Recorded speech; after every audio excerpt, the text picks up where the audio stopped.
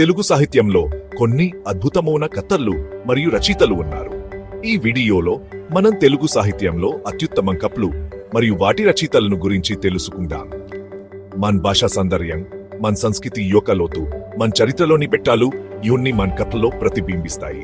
ఈ ప్రయాణంలో నేను మీకు కొన్ని మరపురాని రచనలు, వాటిని సృష్టించిన మహానుభావులను పరిచయం చేస్తాను. వారి కళల నుండి జాలువారిన అక్షరాలు మనల్ని ఎలా ప్రభావితం చేశాయో, మన సమాజాన్ని ఎలా ప్రతిబింబించాయో మనం చూద్దాం. ఈ వీడియో కేవలం పుస్తకాల జాబితా కాదు, ఇది ఒక అనుభూతి. ప్రతి కప్ వెనుక ఒక ప్రపంచం ఉంది, ప్రతి రచయిత వెనుక ఒక దృక్పథం ఉంది.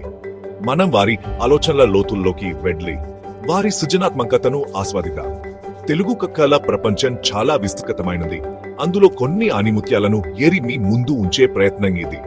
కొన్ని కథలు మనల్ని నవ్విస్తాయి, కొన్ని కంటితడి పెట్టిస్తాయి, మరికొన్ని మనల్ని ఆలోచింపజేస్తాయి. ఈ కథలు మన జీవితంలో భాగం, మన అస్తిత్వానికి నిదర్శనం. నా పేరు అశ్వర్చారి. ఈ సాహిత్య యాత్రలో మైతో పాటు నడవడానికి సిద్ధంగా ఉన్నాను. మనం కలిసి తెలుగు సాహిత్యం యొక్క గొప్పదనాన్ని అన్వేషిద్దాం, మన వారసత్వాన్ని గౌరవిద్దాం. ఈ ప్రయాణం మీ అందరికీ నచ్చుతుందని, మన కథల పట్ల, మన రచయితల పట్ల మీకు మరింత ఆసక్తిని కలిగిస్తుందని ఆశిస్తున్నాను. ఇక ఆలస్యం చేయకుండా మన సాహితీ లోకంలోకి అడుగు పెడదాం. మొట్టగా మనం మాట్లాడుకోబోయేది సత్యం శంకరమంచి గారు రచించిన అమరావతి కథలు. ఇది కేవలం ఒక పుస్తకం కాదు, ఒక ప్రాంతపు ఆత్మ. కృష్ణా నది ఒడ్డున విలసిల్లిన అమరావతి గ్రామంలోని ప్రజల జీవితాలను, వారి సుదుదాలను, వారి సంస్కృతిని, వారి అమాయకత్వాన్ని కట్టకు కట్టేటట్టు చూపించే 101 కథల సమాహారం ఇది. ప్రతి కథ ముత్యం, ప్రతి పాత్ర మన చుట్టూ తిరిగే మనిషే. ఈ కథలు చదువుతుంటే మనం కూడా అమరావతిలో ఒకరైపోతాం. ఆ మట్టి వాసన మనల్ని ఆవహిస్తుంది.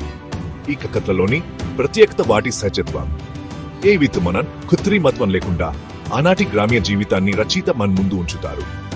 చిన్న చిన్న సంపేక్షణలు, సాధారణ సంభాషణలు, మానవ సంబంధాల్లోని సున్నితమైన భావాలను ఎంతో ఆర్ద్రంగా చిత్రీకరించారు.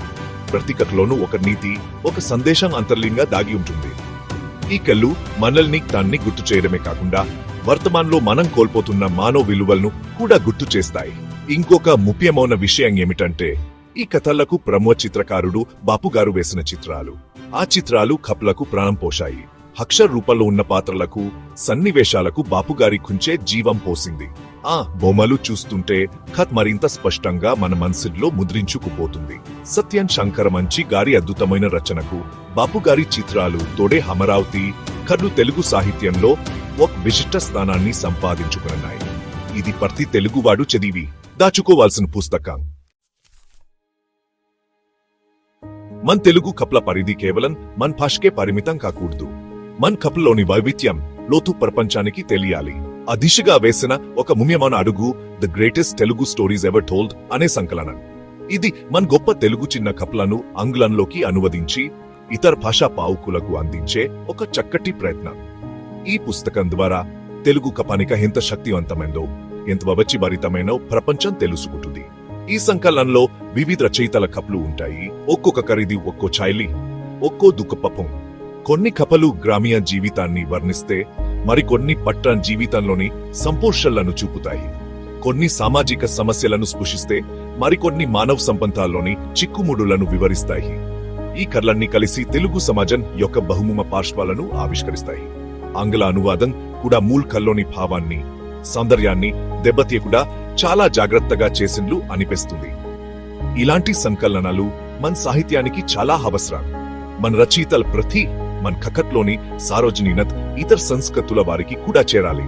The greatest Telugu stories ever told వంటి పుస్తకాలు ఒక వారధిలా పనిచేస్తాయి. మన సాహిత్యాన్ని ప్రపంచ పటంలో నిలబెడతాయి. తెలుగు తెలియని వారు కూడా మన కథల రుచిని ఆస్వాదించడానికి, మన ఆలోచన విధానాన్ని అర్థం చేసుకోవడానికి ఇది ఒక గొప్ప అవకాశం కల్పిస్తుంది. ఇది మన సాహిత్యానికి గర్వకారణం. ఆధునిక తెలుగు సాహిత్యానికి మార్గదర్శకులలో అగ్రగంచులు గురజాడ అప్పారావు గారు. ఆయన కేవలం నచ్చితే కాదు, ఒక సంస్కర్త, ఒక దార్శనికుడు. తన రచనల ద్వారా సమాజంలోని మూఢనమ్మకాలను, దురాచారాలను నిర్భయంగా ప్రశ్నించారు. ఆయన ప్రగతిశీల దిక్కపత్నం, సాహిత్యంలోని నూతన ఆవిష్కరణలు తెలుగు సాహిత్యంపై చెరగని ముద్ర వేశాయి. ఆయన పేరు చెప్పగానే మనకు కన్యాశుల్క నాటకం గుర్తుకు వస్తుంది. అది తెలుగు నాటక సాహిత్యానికే ఒక మణిపూస్. అయితే గుర్జాడ్ వారు కేవలం నాటకాలకే పరిమితం కాలేదు. ఆయన శక్తివంతమైన చిన్న కథలు కూడా రాశారు. వాటిలో దిద్దుబాటు కథ చాలా ప్రసిద్ధి చెందింది.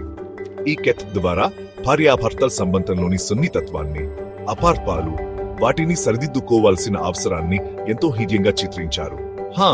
కథలోని పాత్రలు సజీవంగా ఉంటాయి, సంభాషణలు సహజంగా ఉంటాయి. వ్యావహారిక భాష ఉద్యమానికి కూడా ఆయన ఎంతో కృషి చేశారు. ప్రజల భాషలోనే సాహిత్యం ఉండాలి ఆకాంక్షించారు. గుర్జాడ్ వారి రచనలు ఆనాటి సామాజిక పరిస్థితులకు అద్దం పడతాయి. బాల్య వివాహాలు, కన్యాశుల్కం వంటి దురాచారాలపై ఆయన కలం గుడం విప్పింది. ఆయన రచనలు కేవలం వినోదాన్ని అందించడమే కాకుండా ప్రజలను చైతన్యవంతం చేశాయి, ఆలోచించేశాయి. అందుకే గుర్జాడ్ అప్పారావు గారు తెలుగు సాహిత్యంలో ఒక యుగ పురుషుడిగా నిలిచిపోయారు. ఆయన చూపిన మార్గం నేటికి మన నచ్చేఫూర్తినిస్తూనే ఉంది. ఆయన సాహిత్యం ఎప్పటికీ నిత్య నూతనమే. తెలుగు సాహిత్యంలో ఒక సంచలనం సృష్టించిన రచయిత శ్రీపాద్ సుబ్రహ్మణ్య శాస్త్రి మనందరికీ చలంగా సుపరిచితులు. ఆయన రచనలు అప్పటి సమాజంలో ఒక కుదిపాయి. ఆయన ఎంచుకున్న నీతివృత్తాలు, వాటిని చిత్రించిన విధానం చాలా అసాధారణమైనవి, తరచుగా వివాదాస్పదమైనవి కూడా. ప్రేమ్, స్త్రీ పురుష సంబంధాలు, లింగిక, సామాజిక కట్టుబాట్లు వంటి విషయాలపై ఆయన చాలా ధైర్యంగా, నిర్మోహమాటంగా తన అభిప్రాయాలను వెల్లడించారు. ఆయన శైలి చాలా ప్రత్యేకమైంది, తీవ్రమైనది. చలంగారి రచనలు చదువుతుంటే మనం ఒక కొత్త ప్రపంచంలోకి అడుగు పెట్టింట్లు అనిపిస్తుంది. ఆయన పాత్రలు సమాజం గీసిన గీతలు దాటి ఆలోచిస్తాయి, ప్రవర్తిస్తాయి. ముఖ్యంగా స్త్రీల అంచువే, వారి భావోద్వేగాల గురించి ఆయన రాసినంత లోతుగా, అంత సానుభూతితో బహుశా మరెవరూ రాయలేరేమో. మా దయమిచ్చిన భార్య వంటి నవలలు, అనేక కథలు ఆయన తిరుగుబాటు ధోరణికి, ప్రగతిశీల ఆలోచనలకు నిదర్శనంగా నిలుస్తాయి. ఆయన రచనలు కొందరికి నచ్చకపోవచ్చు, కొందరు విమర్శించవచ్చు. కాని తెలుగు సాహిత్యంపై చలంగారి ప్రభావం కాదలేనిది. ఆయన ప్రశ్నలు సంధించారు, సమాజాన్ని నిద్రలేపారు, ఆలోచన విధానంలో మార్పు తీసుకురావడానికి ప్రయత్నించారు. ఆయన రచనలు కేవలం అక్షరాల సమూహం కాదు, అవి కావాల విస్ఫోటనాలు. చలంగారిని అర్థం చేసుకోవాలంటే ఆయన కాలపు సామాజిక పరిస్థితులను, ఆయన వ్యక్తిగత జీవితంలోని సంఘర్షణలను కూడా పరిగణనలోకి తీసుకోవాలి. ఆయన తెలుగు సాహిత్యంలో ఒక గర్వతార్. మున్షి ప్రేమ్చంద్ గారు ప్రధానంగా హిందీ మరియు ఉర్దూ భాషల్లో రచనలు చేసినప్పటికీ ఆయన ప్రభావం భారతీయ సాహిత్యమంతటా విస్తరించింది. ఆయన కథలు తెలుగులోకి కూడా విస్తృతంగా అనువదించబడ్డాయి, మరియు ఇక్కడ కూడా అపారమైన ప్రజాదరణ పొందాయి. దీనికి ప్రధాన కారణం ఆయన కథలోని సామాజిక వాస్తవ్యత, ప్రగాఢమైన మానవతావాదం. ఆయన కళ్ళు సామాన్యుల జీవితాలను, వారి కష్టాలను, వారి ఆశలను ప్రతిబింబిస్తాయి. ప్రేమ్చంద్ గారి కథలలో మనం పేదరికం, రైతుల సమస్యలు, కులభక్షు, అవినీతి వంటి అనేక సామాజిక రుగ్మత చిత్రణను చూడొచ్చు. ఆయన పాత్రలు చాలా సహజంగా మన చుట్టూ ఉన్న మనుషుల్లాగే ఉంటాయి. గోదాన్, గబన్ వంటి నవలలు, కఫన్, పూస్కి రాత్ వంటి కథలు భారతీయ గ్రామీణ జీవిత వాస్తవాలను కళ్లకు కడతాయి. ఆయన రచనలు మనల్ని ఆలోచింపజేస్తాయి, మనలోని మానత్వాన్ని తట్టిలేపుతాయి. తెలుగు పాకులు ప్రేమ్చంద్ గారిని తమ సొంత రచయితగా ఆదరించాలంటే అది ఆయన కథలలోని సార్వజనీయతకు నిదర్శనం. భాష వేరైనా భావం ఒకటే, మానవ అనుభవాలు, భావోద్వేగాలు అన్ని చోట్ల ఒకటే. ప్రేమ్చంద్ గారి కథలు ఈ సత్యాన్ని మనకు మరోసారి గుర్తు చేస్తాయి. ఆయన రచనలు చదవడం ద్వారా మనం కేవలం కథలను ఆస్వాదించడమే కాకుండా మన సమాజాన్ని, మన తోటి మనుషులను మరింత లోతుగా అర్థం చేసుకోవడానికి ప్రయత్నిస్తాం. అందుకే ప్రేమ్చంద్ గారు భారతీయ సాహిత్యంలోని ఒక గొప్ప మానవతావాద్ రచయితగా చిరస్థాయిగా నిలిచిపోతారు. నేను సైతం ప్రపంచాగ్నికి సమితినొకటి ఆహుతిచ్చాను అంటూ తెలుగు సాహిత్యంలో ఒక పెను సంచలనం సృష్టించిన విప్లవ కవి శ్రీరంగం శ్రీనివాసరావు గారు.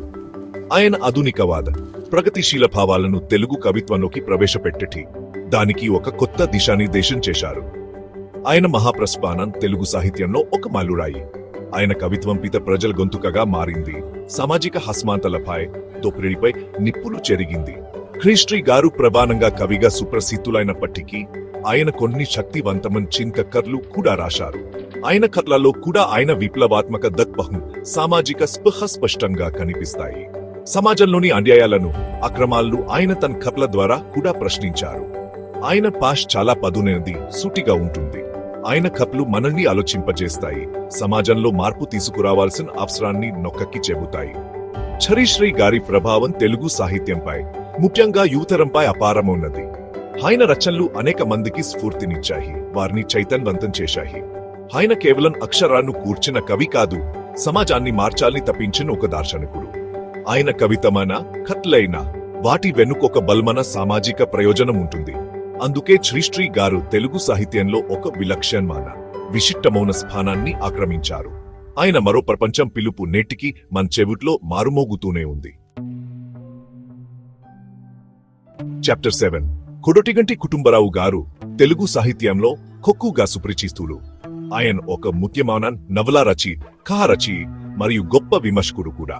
ఆయన రచనలలో సామాజిక సమస్యల పట్ల లోతైన అవగాహన, మానవ మనస్తత్వ శాస్త్రంపై అంతర్దృష్టి స్పష్టంగా కనిపిస్తాయి. ఆయన కథలు, నవలు కేవలం వినోదాన్ని అందించడమే కాకుండా సమాజాన్ని విశ్లేషిస్తాయి, పాకులను ఆలోచింపజేస్తాయి. ఆయన రచనలు వాస్తవతకు చాలా దగ్గరగా ఉంటాయి. కొక్కు గారి కథలలో మధ్యతరగతి జీవితంలోని సంతోషణలు, ఆర్థిక ఇబ్బందులు, నైతిక విలువలు వంటి అంశాలు ప్రధానంగా కనిపిస్తాయి. ఆయన పాత్రలు చాలా సహజంగా మన చుట్టూ ఉన్న మనుషుల్లాగే ప్రవర్తిస్తాయి. చదువు, అనుభవం వంటి నవలలు, అనేక చిన్న కథలు ఆయన రచనా పటిమకు, సామాజిక పరిశీలనకు నిదర్శనంగా నిలుస్తాయి. ఆయన రచనలు చదువుతుంటే మనం మన సమాజంలోని లోపాలను, వైరుధ్యాలను స్పష్టంగా చూడగలుగుతాం. కొడొటిగంటి కుటుంబరావు గారి చాలి చాలా సరళంగా, సూటిగా ఉంటుంది. అనవసరమైన వర్ణనలకు, ఆడంబరాలకు ఆయన చోటివ్వరు. విషయంపైనే ఆయన దృష్టి కేంద్రీకృతమై ఉంటుంది. ఆయన రచనలు ఒక రకంగా మన సామాజిక చరిత్రకు దర్పణం పడతాయి. ఆనాటి పరిస్థితులను, ప్రజా జీవన విధానాన్ని, వారి ఆలోచనలను ఆయన రచనల ద్వారా మనం తెలుసుకోవచ్చు. తెలుగు సాహిత్యంలో వాస్తవిక రచనా ధోరణికి కొక్కు గారు ఒక బలమైన ప్రతినిధి. ఆయన రచనలు ఎప్పటికీ మనకు మార్గదర్శకంగా నిలుస్తాయి. తెలుగు సాహిత్యంలో మనోవైజ్ఞానిక నవల ప్రక్రియకు ఆద్యుడిగా త్రిపురనేని గోపీచంద్ గారిని పరిగణిస్తారు. ఆయన రచనలు పాత్రల బాహ్య ప్రవర్తన కంటే వారి అంతర్గత జీవితాలు, వారి ఆలోచనలను, వారి సంపర్షణలను అన్వేషిస్తాయి. సమాజం నిర్దేశించిన విలువలను, నమ్మకాలను ఆయన తన రచనల ద్వారా తరచుగా ప్రశ్నించారు. ఆయన పాత్రలు సంక్లిష్టమైనవి, లోతైనవి, మనల్ని మానవ మనసు పరుల్లోకి తీసుకువెళ్తాయి. హసమర్హుని జీవ్యాత్ర వంటి నవల గోపీచంద్ గారి రచనా పటిమకు, మనోవైజ్ఞానిక విశ్లేషణకు ఒక గొప్ప ఉదాహరణ. ఈ నవలలోని కథానాయకుడి అంతర్మౌనం, అతని అపజయాలు, అతని నిస్సహాయత పాకుల హృదయాలను కలిచివేస్తాయి. ఆయన రచనలు చదువుతుంటే మనం పలతో మమేకమా, వారి అనుభవాలను మనవిగా భావిస్తాం. ఆయన కళ్ళు, నవలలు కేవలం సంఘటనల సమాహారం కాదు, అవి మానవ అస్తిత్వపు అన్వేషణలు. గోపీచంద్ గారి రచనలు తెలుగు సాహిత్యానికి ఒక కొత్త పరిమాణాన్ని అందించాయి. ఆయన పాత్రల ద్వారా మనం మానవ స్వభావంలోని వివిధ కోణాలను అర్థం చేసుకోవడానికి ప్రయత్నిస్తాం. ఆయన రచనలు కొన్నిసార్లు మనల్ని అసౌకర్యానికి గురి చేయొచ్చు, ఎందుకంటే అవి మన నమ్మకాలను, మన విలువలను సవాలు చేస్తాయి. కానీ అదే వాటి గొప్పదనం. త్రిపురనేని గోపీచంద్ గారు తెలుగు సాహిత్యంలో ఒక విలక్షణమైన రచయితగా, మానవ మనస్తత్వ చిత్రంలో ఒక నిష్ణాతుడిగా ఎప్పటికీ గుర్తుండిపోతారు. రాజ్కోట్ విశ్వనాథ్ శాస్త్రి గారు మందరికి రావిశాస్త్రిగా చిరపరిచితులు. ఆయన రచనలు తెలుగు సాహిత్యంలో ఒక ప్రత్యేక స్థానాన్ని కలిగి ఉన్నాయి.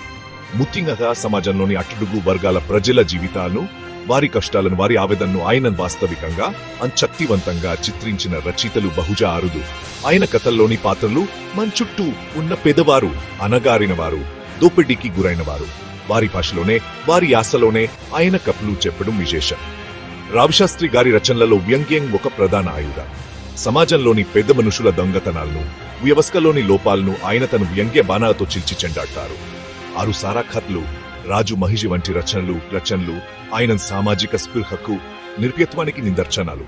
ఆయన కథలు చదువుతుంటే మనకు నవ్వొస్తుంది, కానీ ఆ నవ్వు వెనుక తీవ్రమైన ఆవేదన, ఆగ్రహం దాగి ఉంటాయి. ఆయన రచనలు మనల్ని ఆలోచింపజేస్తాయి, మన వ్యవస్థను ప్రశ్నించేలా చేస్తాయి. రావిశాస్త్రి గారు ఉత్తరాంధ్ర మాండలికాన్ని తన రచనలలో సమర్థవంతంగా ఉపయోగించుకున్నారు. అది ఆయన కథలకు మరింత సహజత్వాన్ని, జీవకేర్ను తెచ్చిపెట్టింది. ఆయన పాత్రలు మనతో నేరుగా మాట్లాడుతున్నట్లు అనిపిస్తుంది. ఆయన రచనలు కేవలం సాహితీ విలువలకే పరిమితం కాకుండా సామాజిక మార్పుకు కూడా దోహదపడ్డాయి. అట్టడుగు వర్గాల ప్రజలకు ఆయన రచనలు ఒక గొంతుకనిచ్చాయి, వారి సమస్యలను వెలుగులోకి తెచ్చాయి. అందుకే రావిశాస్త్రి గారు తెలుగు సాహిత్యంలో ఒక విప్లవాత్మక రచయితగా, ప్రజా రచయితగా చిరస్మరణీయులు. సమకాలీన తెలుగు సాహిత్యంలో తందైన ముద్ర వేసిన రచయిత్రి పిలేత కుమారి మనందరికీ వోల్గా సుపరిచితులు. ఆమె రచనలు ప్రధానంగా స్త్రీవాద దృక్పథంతో ఉంటాయి. లింగ్ వివక్ష, సామాజిక న్యాయం వంటి కీలకమైన సమస్యలను శక్తివంతంగా చర్చిస్తాయి.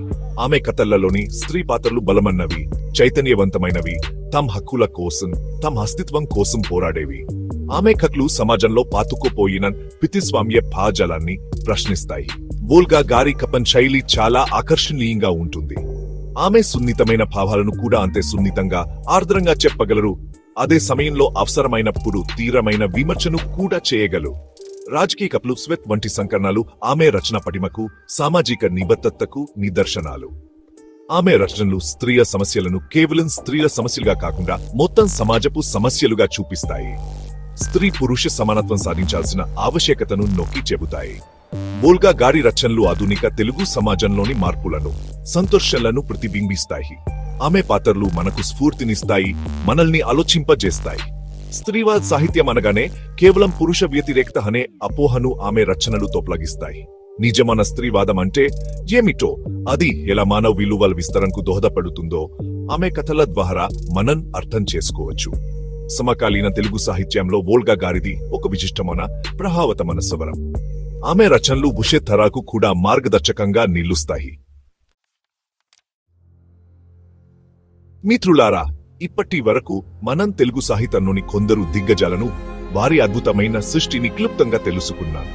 ఇది కేవలం ఒక చిన్న పరిచయం మాత్రమే. తెలుగు సాహిత్య సముద్రం చాలా లోతైనది, అనంతమైనది. మనం చర్చించుకున్న ప్రతి రచయిత, ప్రతి కథ మన భాషా సంస్కృతులకు అద్దం పడతాయి. వారి ఆలోచనలు, వారి ఆవేదనలు, వారి ఆశయాలు మనల్ని ఎంతో ప్రభావితం చేస్తాయి. ఈ రచయితలు తమ కళలతో సమాజాన్ని మేల్కొలిపారు, మనల్ని మనం ప్రశ్నించుకునేలా చేశారు. ఈ కథలు చెప్పడం ద్వారా మనం కేవలం కాలక్షేపం చేయడమే కాదు, మన చరిత్రను, మన సంస్కృతిని, మన మూలాలు అర్పణ చేసి ఉంటాం. మన భాషలోని మాధుర్యాన్ని, మన భావాలలోని లోతును ఆస్వాదిస్తాం. ప్రతి కథ ఒక కొత్త ప్రపంచాన్ని మన ముందు ఆవిష్కరిస్తుంది. ప్రతి పాత్ర మనలో ఏదో ఒక భావోద్వేగాన్ని రేకెత్తిస్తుంది. ఓ అనుభూతిని మీరందరూ పొందాలని నా ఆకాంక్ష. పుస్తకాలు మనమనేస్తాలు అంటారు కదా, ఈ గొప్ప రచయిత రచనలు మన జీవితాంతం మనతో ఉండేనేస్తారు. ఈ రచయితలు మరియు వారి కథలు తెలుగు సాహిత్యంలో ఒక ప్రత్యేక స్కహానం కలిగి ఉన్నాయి. మీరు వీటిని చదవడం ద్వారా తెలుగు సాహిత్యంలోని వైవిధ్యం మరియు లోతును అనుభవించవచ్చు. చదవడం ఆనందించండి. మీ సాహిత్య పూర్ణానుభవం మరింత సుసంపన్నం కావాలని కోరుకుంటూ మీ ఈశ్వర్ చారి.